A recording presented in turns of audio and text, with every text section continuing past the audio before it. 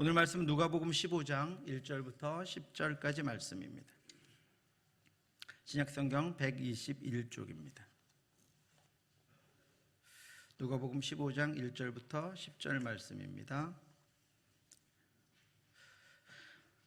저 한 절씩 교독하시겠습니다. 모든 세리와 죄인들이 말씀을 들으러 가까이 나오니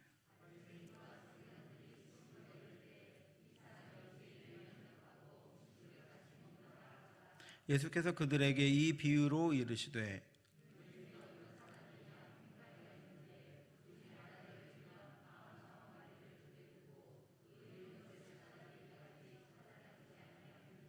또 찾아낸즉 즐거워 어깨에 메고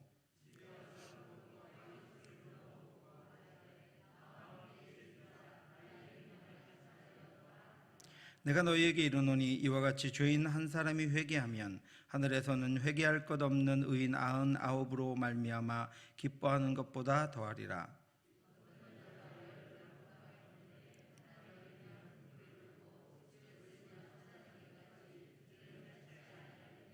또 찾아낸즉 벗과 이웃을 불러 모으고 말하되 나와 함께 즐기자 이런 드라크마를 찾아내었노라 하리라.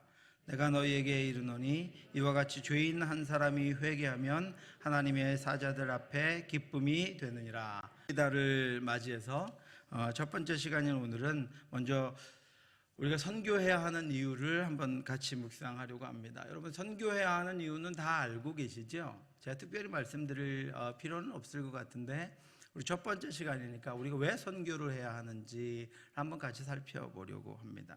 오늘 본문은 다소 소란스럽게 시작합니다.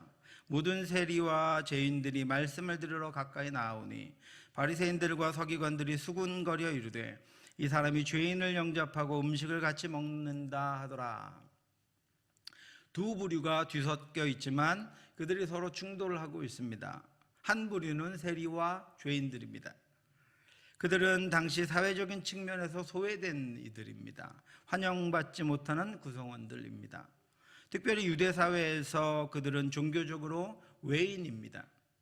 유대인들은 하나님이 그들을 버리셨다고 판결했고 그들을 버려진 자로 여겼습니다. 그리고 버려진 자로 대우했습니다. 또 한 부류는 바리새인과 서기관들입니다. 그들은 사회적으로 기득권자들이었습니다. 그들은 부족함이 없는 자들입니다. 당시 그들은 종교적으로 자신들은 선택된 자라고 여겼습니다. 하나님이 절실히 필요한 세리와 죄인들이 말씀을 들으러 예수님께 가까이 나옵니다.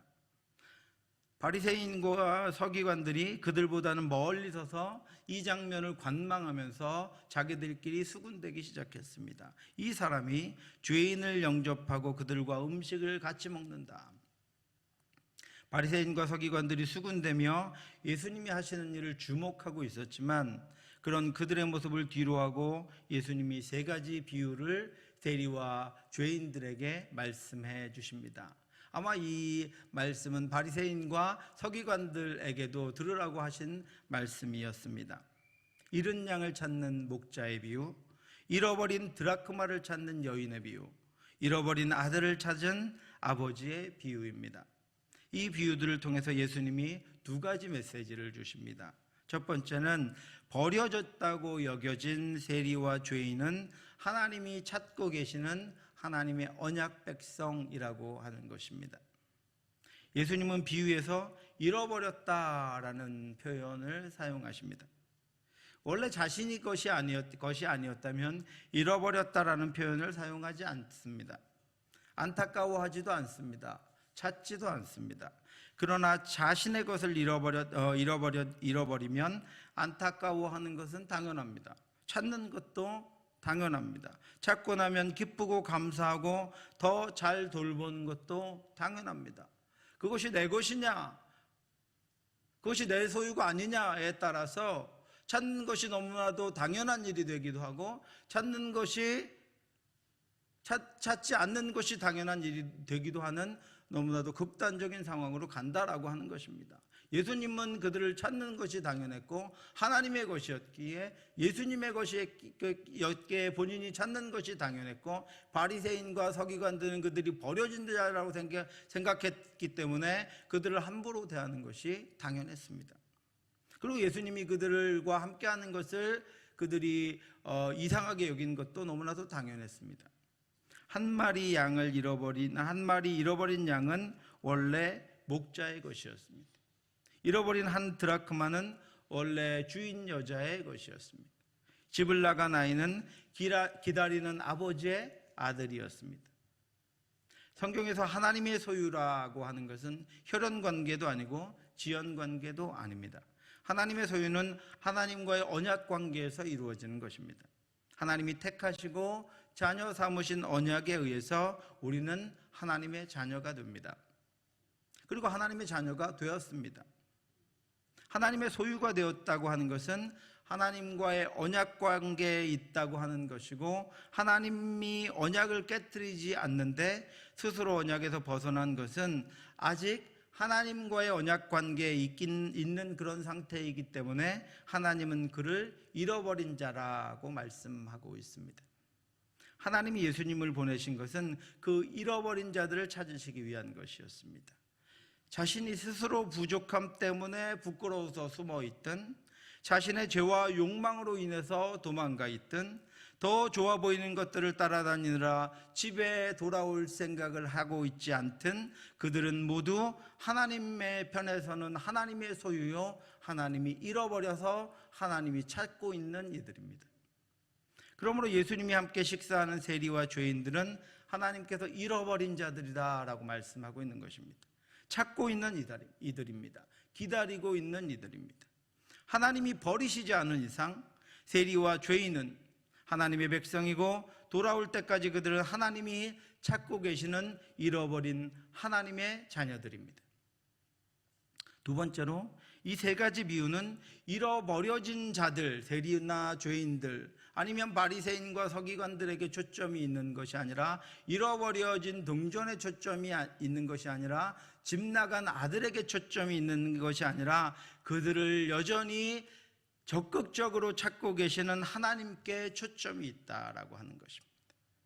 그들이 무엇을 했고, 그들이 어떤 상태에 있으며, 그들이 지금 무엇을 하고 있고, 그들이 이 땅에서 어떤 대우를 받고 있으며, 그들이 지난날에 어떤 일들, 어떤 잘못들, 어떤 죄를 지었는가와 관계없이 하나님은 자신이 잃어버린 이들을 찾고 기다리고 계신다는 것입니다. 잃어버린 자들을 위해 손을 뻗으셨으며, 돌아오는 이들 향해 팔을 벌리셨으며, 돌아온 이들을 위해 잔치를 벌이고 계신다는 것입니다. 캔멜 몰가는 각 비유에서 강조하고자 하는 주제가 있다. 첫 번째 비유는 고난을 통해 양을 찾는 목자의 심정, 두 번째 비유는 잃어버린 드라크마를 찾을 때까지 지속적으로 찾는 여인의 행위, 세 번째 비유는 탕자가 돌아왔을 때 반가워하며 기뻐하는 아버지의 심정에 집중되어 있다라고 했습니다. 그러니까 그 찾는 분에게 집중되어 있는 것이 이 세 가지 비유라고 하는 것입니다. 이 찾는 분의 심정을 이해하는 것이 우리가 이 본문 이 세 가지 비유를 이해하는 중요한 것 가운데 하나다라고 말씀하고 있는 것입니다. 첫 번째 비유에는 캔멜 몰간이 말한 것처럼 양을 찾고 있는 목자의 심정이 가득 담겨 있습니다. 4절을 보면 너희 중에 어떤 사람이 양 100마리가 있는데 그 중에 하나를 잃으면 99마리를 들에 두고 그 잃은 것을 찾아내기까지 찾아다니지 아니하겠느냐. 찾아내기까지 찾아다닌다라고 하는 것은 찾을 때까지 찾아다닌다는 것입니다. 깊은 밤이 되어도, 새벽이 되어도, 밥을 굶어도, 험한 산길도, 강을 건너는 일도 찾아낼 때까지 찾아다니신다라고 하는 것입니다. 하나님이 선택한 이들, 하나님을 떠나버린 양, 하나님께서 잃어버린 양, 하나님을 잊어버린 양, 그를 하나님은 주도적으로 찾아낼 때까지 찾으십니다. 결사적으로 찾아다니십니다. 사랑하는 성도 여러분, 잃어버린 영혼을 찾는 데는 하나님이 가장 결사적이고 하나님이 가장 적극적입니다. 그분이 가장 열심입니다. 자신이 택하셨고 자신의 몸을 십자가에 찢어 구원하셨기 때문입니다. 하나님에게는 자신의 생명이요, 하나님에게는 하나님의 자녀요, 피의 값이기 때문입니다. 그렇지 않았다면 한국이라는 이 나라에서 하나님을 조금도 알지 못하고 하나님을 알 만한 것이 조금도 없는 우리를 하나님이 어떻게 찾아내셨겠습니까? 그렇지 않았다면 어떻게 나 같은 자를 찾아 구원하셨겠습니까? 그러므로 우리의 전도도 선교도 아직도 찾고 계시는 하나님을 따라서 적극적이고 결사적이어야 합니다. 하나님이 얼마나 적극적이고 결사적인지를 제가 보여드리겠습니다. 제가 2007년에 아내와 함께 미국 동부 지역을 방문한 적이 있습니다. 낮은 울타리 문화사역팀과 미국 동부 교회들에서 진행되는 강의를 돕기 위해 갔다가 워싱턴에서 볼티모어 지역의 러블리 레인 처치를 방문했습니다. 사진을 잠깐 보여드리겠습니다. 이 워싱턴 거리입니다. 워싱턴 거리의 표지판이고요. 볼티모어 거리입니다. 표지판도 있고, 그 다음에 볼티모어 유니버시티 건물을 제가 사진으로 찍었습니다. 그리고 오늘 소개해드리고 싶은 곳은 바로 러블리 레인 처치라고 하는 그런 교회입니다. 이 교회는 존 웨슬리가 세운 감리교회입니다. 교회 내부 사진을 보여드리겠습니다. 교회의 전통 있는 교회의 모습으로 웅장한 파이프 오르간이 가운데 있고 내부는 우리 교회보다 작습니다. 교회 한쪽에는 박물관이 있었습니다. 박물관에는 사진들과 요한 웨슬리의 기념상이 이렇게 있습니다. 또 각종 벽에는 각종 동판, 기념 동판들이 있었고 1827년에 출판된 성경이 보관되어 있었습니다. 이곳은 박물관의 창고입니다. 이 창고에서 우리는 한 목사님의 메모장을 보았습니다. 그리고 이 목사님에 대한 설명을 들었습니다. 이분은 1872년부터 21년간 이 교회의 담임을 맡았던 존 가우처 목사님이었습니다. 이분과 한국과의 인연은 1883년에 아주 기적 같은 사건을 통해 이루어집니다. 한때 조선은 나라의 문을 굳게 닫고 쇄국 정책을 펼치고 있었습니다. 그러나 대원군이 하야하고 강화도 조약이 체결되자 개화파 지도자들에 의해서 문호가 개방되었고 이와 함께 세계 각국으로 한교의 선교의 시기가 도래했다는 보고가 전달되었습니다. 강화도 조약에 따라서 1880년에 원산항이 개항되었고 3년 후인 1883년에 부산의 제물포항이 개항되었습니다. 이제 조선에서는 다른 열국들과 과감하게 개방을 통해서 서양의 문물을 적극적으로 수용해야 한다는 정서가 지도자들 사이에서도 강하게 나타나기 시작했습니다. 그래서 한국 정부는 조선과 미국의 수호조약을 위해서 적극적으로 나서서 조미 수호조약을 진행하게 됩니다. 조선이 일본과 조약을 체결했다는 소식을 들은 미국은 1878년 4월에 상원의회에서 대통령으로 하여금 조선과 통상 및 평화조약을 체결할 수 있도록 위원들을 임명해 줄 것을 요청합니다. 그래서 위원들이 임명됩니다. 이에 따라서 1882년 5월 7일에 제물포항 해안에 임시로 마련된 천막에서 미국의 대표 슈벨트와 조미 통상수호조약을 체결합니다. 통상조약이 체결됨에 따라서 미국의 당시 아더 대통령은 검찰총장을 역임한 푸트를 미국 초대 공사로 임명해서 한국에 파견합니다. 그래서 첫 번째 미국의 공사가 우리나라에 1883년에 들어옵니다. 그가 1883년에 한국에 도착해서 당시 조선이죠. 조선에 도착해서 고종 황제를 아련하고 대통령의 친서와 신임장을 전달했습니다. 그러면 우리나라도 공사를 미국에 보내야 하는데 그 조선은 외교적인 그런 경험이 부족해서 미국의 공사를 파송하지 않고 시간을 계속 보냅니다. 이런 상황을 파악한 미국의 공사 푸트가 조선 조정의 건의에서 조선은 1883년 7월 15일에 사절단 대표로 민영익을 사절단 대표로 하는 11명의 특명 전권대사를 임명하여 사절단으로 미국에 파송합니다. 그때 대사들로 갔던 11명의 대표들이었습니다. 이 사절단은 갓을 쓰고 비단이나 무명으로 만든 한복과 두루마기를 입고 한 달 반의 항해 끝에 1883년 9월 2일에 샌프란시스코 항에 도착합니다. 그들을 환영하는 샌프란시스코 시민들, 상공업계 인사들을 만나고 시카고에 들러서 시카고 시내를 관광한 뒤에 대통령을 만나기 위해서 밤 열차편으로 3일간 워싱턴으로 이동합니다. 이것이 한국의 움직임이었고 이와는 또 다른 움직임이 미국 내에 있었습니다. 당시 은둔의 땅인 한국을 알리는 소식지들이 미국에서 발간되고 있었습니다. 하멜 표류기, 몇 종의 조선 항해기, 그리고 1882년에 출간된 그린피스의 조선 은둔의 나라라고 하는 책이었습니다. 그리고 관심 있는 이들은 그 책들을 보고 한국에 대해서 알게 되었습니다. 이 책들을 읽고 전에는 한 번도 들어보지 못한 나라, 지도에도 잘 보이지 않는 조선이라는 나라에 대한 선교 비전을 품었던 러블리 레인 처치의 존 가우치 목사님은 조선과 미국의 통상조약이 체결되었다는 소식을 듣고 기뻐하며 기도했습니다. 아까 그 소개해드린 교회와 목사님이었습니다. 드디어 조선 선교의 비전을 실현할 수 있을 것이라는 기대 때문이었습니다. 그런데 더 이상은 진척을 이룰 수가 없었습니다. 그런데 하나님이 기적 같은 일을 이루십니다. 1883년 9월 아까 말씀드린 시카고에서 워싱턴으로 달리는 기차 안에는 조선의 고종 황제가 파송한 방미사절단 11명과 조선 선교의 비전을 품은 존 가우치 목사님이 함께 타고 있었습니다. 목사님이 열차 안에서 갓을 쓰고 두루마기를 입은 조선인들을 금방 알아보았습니다. 사진에서 보았기 때문입니다. 그리고 무려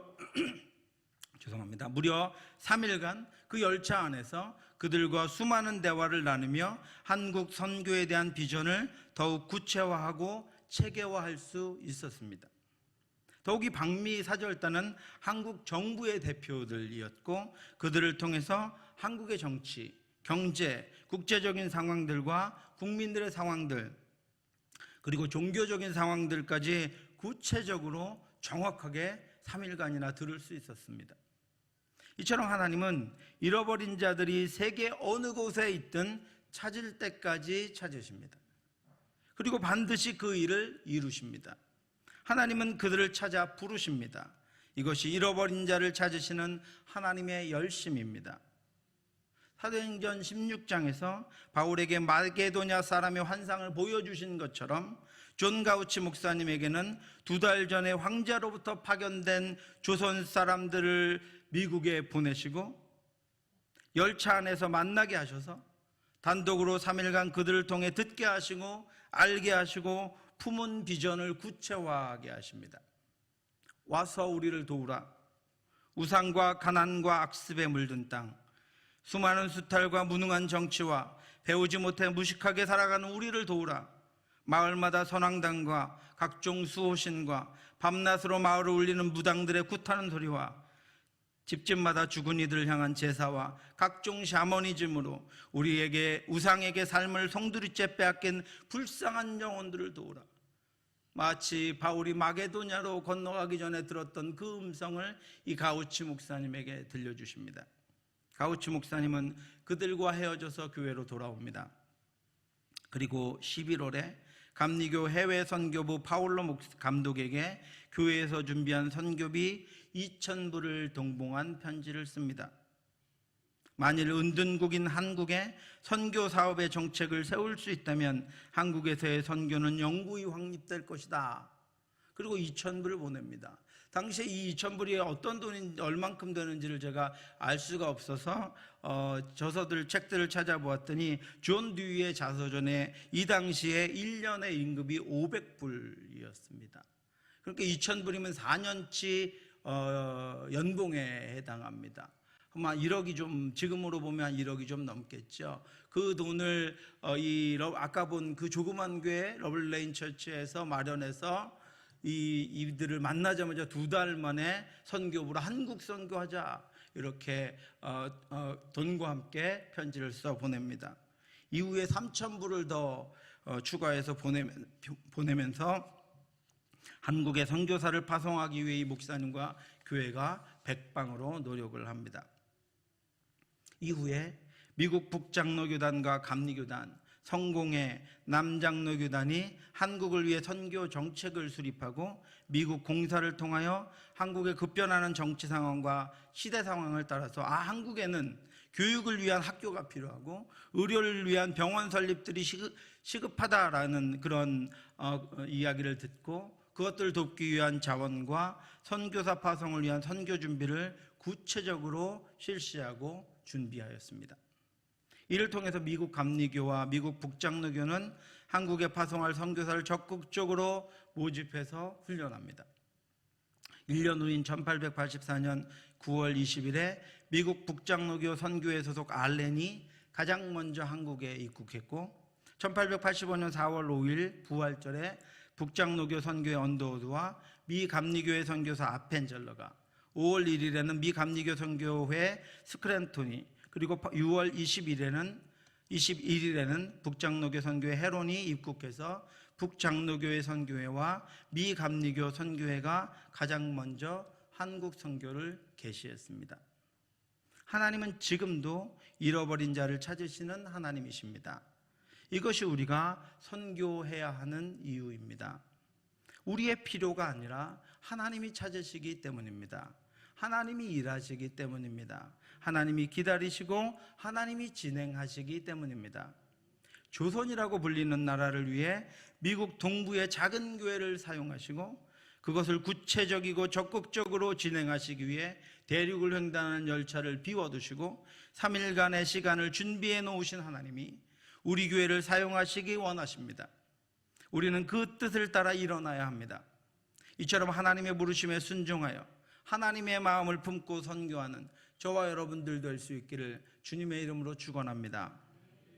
두 번째 비유에는 구체적이고 적극적으로 주도하시는 세밀하신 하나님의 일하심이 나타납니다.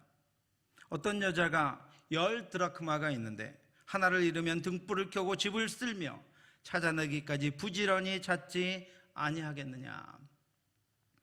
돈을 잃어버리면 등불을 켜고 집을 쓸며 찾아내기까지 부지런히 찾는다라고 하는 것은 우리의 선교 사역이 적극적이고 주도적일 뿐 아니라 구체적이고 세밀하게 진행되어야 함을 말씀하고 있습니다.